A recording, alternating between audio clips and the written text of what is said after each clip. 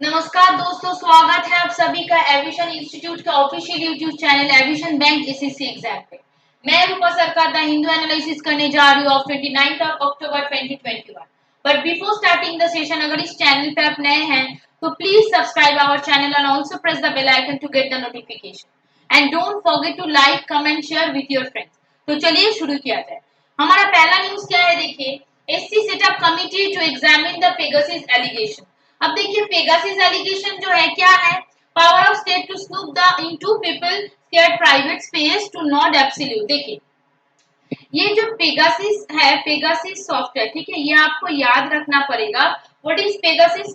Pegasus नाम मतलब क्या है? ये एक स्पाईवेयर है, ठीक है, ये है स्पाईवेयर। ये नाम से ही आपको पता चल रहा है, स्पाई मतलब कुछ जासूसी, ठीक है। अब देखिए, ये कैसा सॉफ्टवेयर है? ये जो सॉफ्टवेयर है, ये मतलब एलिगेशन क्या है? एलिगेशन लगाया गया है दैट इज बहुत सारे मिनिस्टर, बहुत सारे ऑफिशियल उनके फोन में इंस्टॉल किया गया है, इसीलिए उनका जो प्राइवेट जो चीज है वो बहुत मतलब पब्लिक हो गया है। तो इसीलिए जर्नलिस्ट ने क्या किया था, बहुत सारा जर्नलिस्ट, बहुत सारे मिनिस्टर ने केस किया था कि गवर्नमेंट के ऊपर, बिकॉज गवर्नमेंट ये सब कर रहा है, ठीक है। तो इसीलिए कमिटी सेटअप किया गया था, ठीक है। यहाँ पर देखिए, stressing the power of the state to snoop in the name of the national security in the scared private space of the individual is not absolute. The Supreme Court on Wednesday appointed an expert technical committee overseen by the former Supreme Court Judge R.V. Ravindran to examine the allegation that the center used Israel software. मतलब ये जो Pegasus software है, ये कहाँ का है? It is coming from Israel, ठीक है। देखिए, इजराइल का ये सॉफ्टवेयर है। देखिए, ये सॉफ्टवेयर बनाया क्यों गया था? ये जो मतलब बहुत तरह के आतंकवादी लोग होते हैं, उनके मतलब उनके लिए ये सॉफ्टवेयर बनाया गया था। ये देखिए, ये मतलब जीरो अटैक है। कैसे? सपोज ए करके एक पर्सन है और बी करके एक पर्सन है, ठीक है। ए के पास अगर मतलब फोन नंबर रहा, बी मतलब यहाँ पर देखिए हम ड्रॉ कर रहे हैं, ए करके एक पर्सन है, बी करके एक पर्सन है। अब सोचिए, ए के पास अगर बी का फोन नंबर रहा, ठीक है, फोन नंबर, तो वो फोन करेगा। इनफैक्ट उनको पकड़ने का भी जरूरत नहीं है, जस्ट फोन करेगा। उसके बाद क्या होगा? ये मिस कॉल होगा। मिस कॉल जाने से ही बी के फोन में ये पेगासस सॉफ्टवेयर जो है, स्पाईवेयर, वो इंस्टॉल हो जाएगा। और ये इंस्टॉल हो जाने से तुरंत क्या हो जाएगा? बी का phone number, contact number, email, in fact GPS भी ट्रैक हो सकता है। ये इतना खतरनाक है जीरो क्लिक अटैक रेट के साथ, ठीक है। तो इसीलिए केस किया गया था किसके ऊपर? गवर्नमेंट के ऊपर, कि गवर्नमेंट ऐसा कर रहा है, बहुत सारे मिनिस्टर, बहुत सारे ऑफिशियल के रिगार्डिंग। इसीलिए जो 3 जजेस बेंचेस बैठा है, chief justice India AV Ramana said it is decided refuse centre offer to appoint an expert committee to investigate the allegation because such a course of action would violate the settled judicial principle, ठीक है। मतलब ये अगर बैठाया जाएगा, ये क्या होगा? ये होगा रिगार्डिंग, देखिए, it is a refuse because allegation जो लगाया गया है, it is the course of action, मतलब जुडिशियल के खिलाफ है, इसलिए नहीं लगाया जाएगा। क्लियर? तो अब देखिए, अब नेक्स्ट न्यूज क्या है? नेक्स्ट न्यूज है, centre wants to keep birth and death database. अब देखिए, सेंटर जो है, मतलब सेंट्रल गवर्नमेंट ने क्या मांगा है? The centre has proposed amendment to 1969 law that will enable to maintain the database of registration birth and date national level। अब ठीक है, मतलब कोई भी इंसान, सपोज इंडिया में उसका बर्थ हुआ था, उसका डेथ भी यहाँ पे ही हुआ था, तो ये मतलब रजिस्टर्ड होना चाहिए डेटाबेस के अंदर। द डेटाबेस में be use to update the population register. इससे क्या पता चलेगा पॉपुलेशन क्या है? In fact register the electoral register and Aadhaar, ration card, passport, driving licence database says proposed amendment to registration birth and date act 1969। मतलब यहाँ से मुझे स्टैटिक क्या पता चला? That is the proposed amendment to the registration birth and date act कब है? That is 1969। Presently the registration of birth and date done by the local registered appointed by the state. अभी कौन करता है? Local register करता है, ठीक है। चलिए, नेक्स्ट न्यूज क्या है?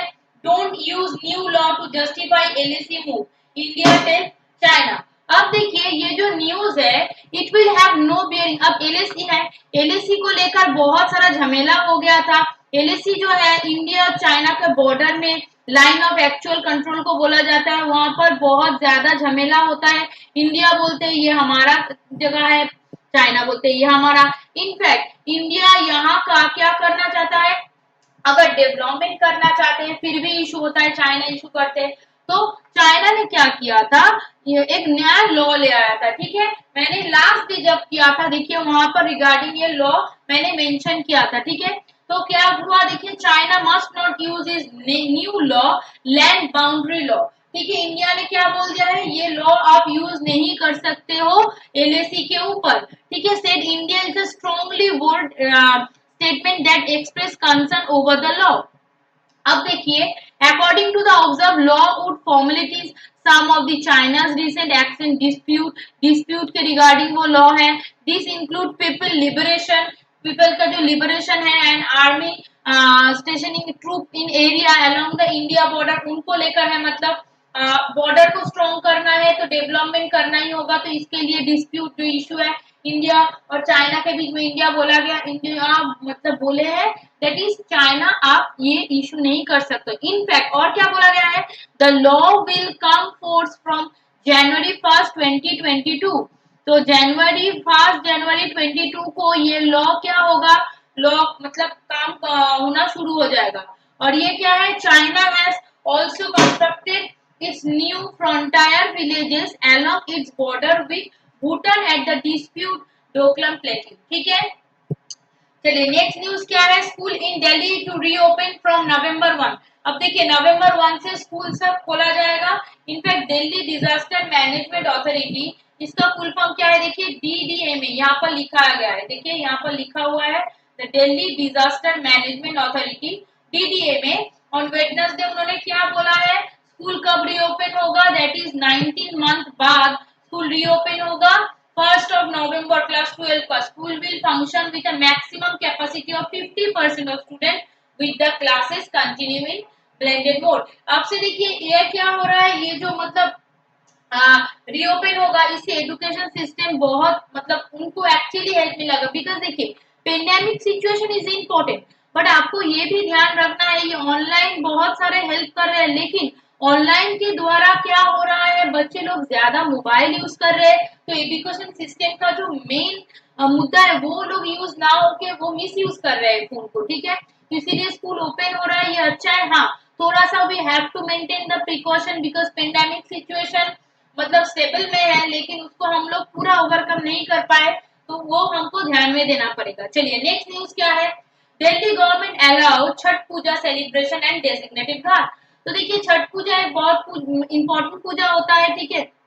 नॉन बंगालीज में एक रिचुअल है, बहुत फेमस पूजा है। Deputy chief minister Manish Sisodia on Wednesday से दिल्ली डिजास्टर मैनेजमेंट अथॉरिटी, देखिए अभी डीडीएमए जो था वो मतलब स्कूल रीओपन के लिए भी बोला गया था, क्योंकि डिजास्टर मैनेजमेंट एक्ट मतलब पेंडेमिक सिचुएशन वही हैंडल कर रहे थे, तो इसीलिए उन्होंने क्या कहा, उन्होंने कहा कुछ स्पेसिफिक घाट से जहां पर मतलब छठ पूजा सेलिब्रेशन होगा, ठीक है। तो अब देखिए has permitted Chhath Puja celebration at notified ghats following permission effort by chief minister Arvind Kejriwal ji ने बोल दिया है, ठीक है। Lieutenant governor Anil Baijal who chaired a meeting DDMA said Tiwari that following detail, क्या बोला गया है वहां पर, देखिए वहां पर कुछ जगह है स्पेसिफिक घाट से आप वहीं पर ही ये पूजा कर सकते हैं, क्योंकि भीड़ जितना कम होगा उतना ही अच्छा होगा। नेक्स्ट न्यूज क्या है, देखिए Punjab to scrap 40,000 pending VAT cases. The Punjab government said Wednesday, उन्होंने क्या बोला है वेडनेसडे को, that it would scrap 40,000 pending cases on outstanding value added tax, ठीक है। value added tax is the full form of VAT out of 48 cases related to the financial year 2014-15 से जो था 2015-16 था, उसके अगेंस्ट में क्या 40,000 पेंडिंग केसेस जो था वो स्क्रैप कर दिए, ठीक है। नेक्स्ट न्यूज क्या है, देखिए in discrimination spying can not be allowed.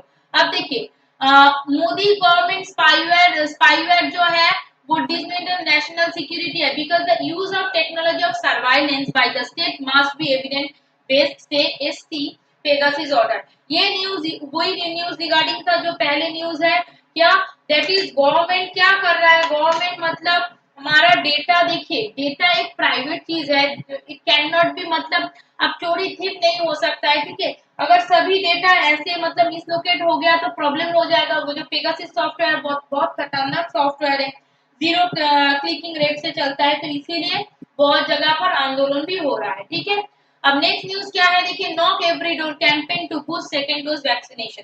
अब देखिए मैंने एक आर्टिकल पढ़ाया था, that is first dose India ने कंप्लीट कर दिया है 100 करोड़ वैक्सीनेशन, वेरी गुड। लेकिन फर्स्ट डोज जो है, फर्स्ट डोज से सेकेंड जो डोज है उनका जो मतलब फर्क है, ठीक है, सभी कंट्री में इंडिया हाईएस्ट कर गया, मतलब फर्स्ट डोज से सेकेंड डोज का गैप कुछ ज्यादा ही बढ़ गया है।